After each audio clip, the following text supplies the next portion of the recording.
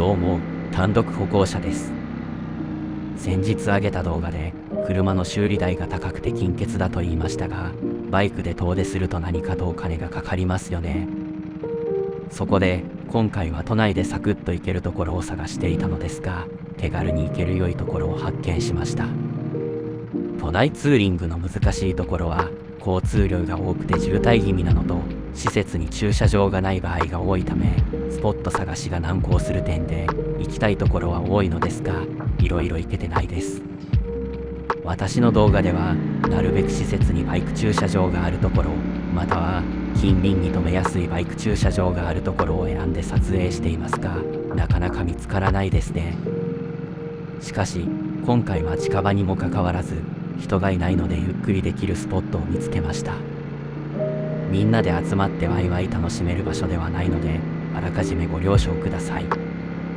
前置きが長くなりましたが、今回向かっているのは、アートファクトリー城南島です。アートファクトリー城南島は、株式会社東一コインが社会貢献活動の一環として提供する、芸術、文化振興のための施設で、大田区城南島の倉庫を再利用した館内には、アート作品の鑑賞スペースや、アーティストが作品制作を行うアトリエがあります。予約は必要ですが、入場無料なのも嬉しいポイントですね。三島公代さんの作品を見ることができる小説展は、練馬区立美術館に作品を貸し出しているとのことで、一部を除き休室となっていましたが、浮世絵のインスタレーション展示や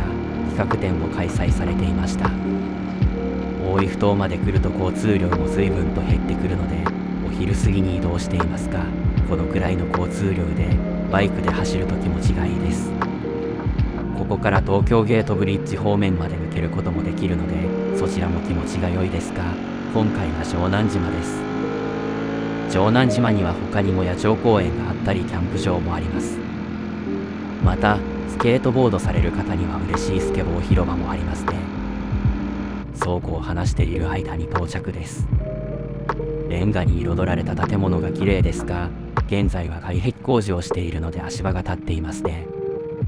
駐車場内は決まってバイクを止めるところはなさそうですが、台数も少ないので車用のスペースに止めさせてもらいます。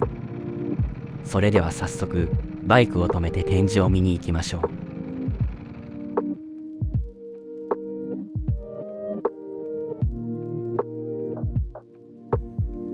三島公代さんの作品も一部ですが、見ることができました。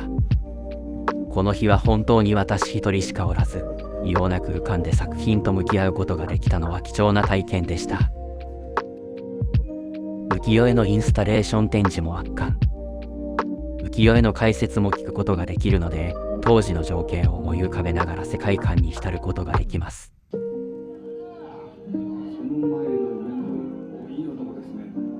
一番モテたと言われる魚市の仲買の職人さんと、本日はこんな感じでおすすめスポットを紹介してみました。今回は一部だけの紹介となりましたが、非常に良い空間でしたので、お近くの方はぜひ足を運んでみてください。また動画も上げますので、チャンネル登録していただけると嬉しいです。X や Instagram もやっていますので、そちらのフォローもお願いします。では、また次の動画で。